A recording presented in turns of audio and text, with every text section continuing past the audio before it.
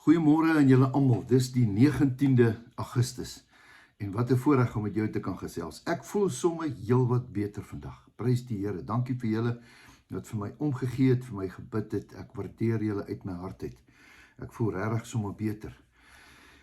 Ek het vanmôre 'n boodskap op my hart en ek dink die middelpunt van die Bybel vir my gaan maar net oor Jesus.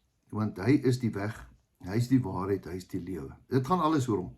Jy kan vir my sê wat jy wil, jy kan al die geskiedenisse van Moses en Dawid en Paulus en Petrus en Samson en Daniel gaan opstudeer. Alles wonderlike geskiedenisboeke en mense wat jou kan leer van die lewe. Maar as dit gaan oor Jesus, dan kom dit oor, hy is die weg, hy is die waarheid, hy is die lewe. En dan fascineer dit vir my hoe hy gedink het, hoe hy gepraat het, hoe hy gestaan het, hoe hy gebid het, wat hy gesê het, wat hy gedoen het. Want alles wat hy gedoen het, kom van bo af, van hoofkantoor af. En hoofkantoor het vir hom gesê, sien jy daai ou, sy naam, dit is sy naam is Sagius. Dis hy wat daar bo in die boom sit, jy moet saam met hom huis toe gaan, en dan stop hy, en dan klim hy daar soms saam met hom op die pad, en dan gaan hulle huis toe, en dan kry hy nog 'n deel van Abraham se porsie. Dit was Jesus. Hy het baie keer self sy eie disippels verstom. Maar jy moet verstaan dat hulle almal kom uit die wet uit. Hulle almal was gebrainwashed deur die wet. Jy mag nie dit nie, mag nie dit nie, mag nie dit nie, mag nie dit nie. En binne in hierdie groot wet was daar 'n kerk tipe van 'n kultuur. En ek het niks teen die kerk nie, maar daai kultuur was so vas dat as jy uit daai goed uit beweeg het, het hulle jou groot pak slaag gegee. Ons almal het groot geword met 'n geweldige sondebewustheid. En daar was altyd hierdie ding van die straf en die sonde gaan vir jou groot moeilikheid bring.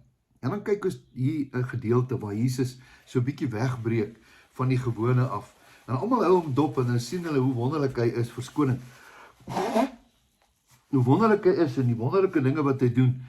En dan gebeur daar iets. Kom ons kyk 'n bietjie hierso in Markus. Ek gaan vir jou lees uit Markus 2 vers 15.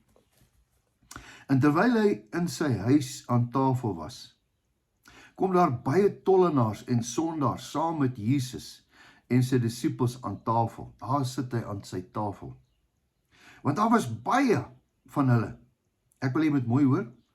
En terwyl hy in die huis was en aan tafel was, kom daar baie tollenaars en sondaars saam met Jesus en sy disippels aan tafel. Want daar was baie van hulle. So daar was baie sondaars en sommige slegte mense.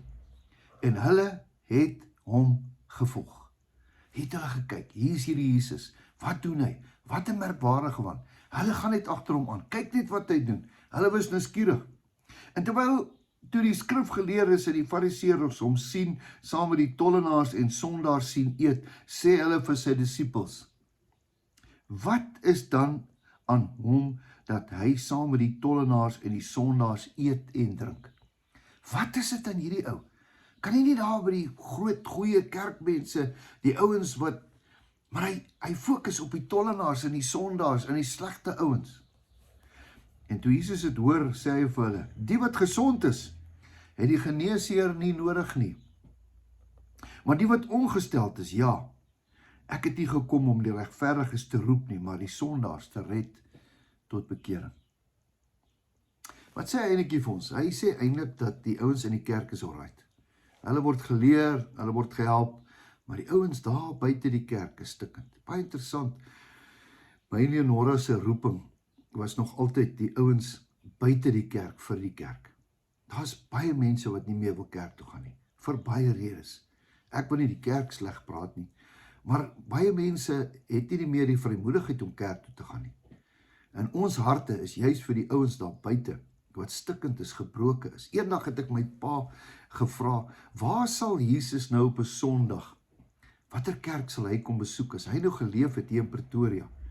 En hy het so gekyk en het vir my gesê, miskien as hy by hierdie groot gemeente sou kom, sou hulle gesê het, we are the people, jy moet na ons toe kom, ons het al die planne, ons het disippelskap, ons het sendingwerk, kyk wat doen ons, hier is ons resultate. En dan kom by die volgende gemeente, jong, hulle is nog beter, en so het elke gemeente wonderlike prestasies, en nou vra ek die vraag, waar sou Jesus op 'n Sondag gewees het? Dis nou maar net 'n vraag, ek sê nie dis die waarheid nie, dis maar net my pa se opinie. Toe sê hy, ek dink die ouens in die kerk is alright, hulle is besig met die dinge van die Here, hulle is daar besig, Maar Jesus sou dalk onder die brug, daar by die stikkende mense, die boemelaars, die ouens wat gedrink het, die gebrokenes, die prostituie, die mense wat verwerp is, hy sou daar gewees het, hulle wonde verbind het, hy sou hulle getroos het, hulle gehelp het.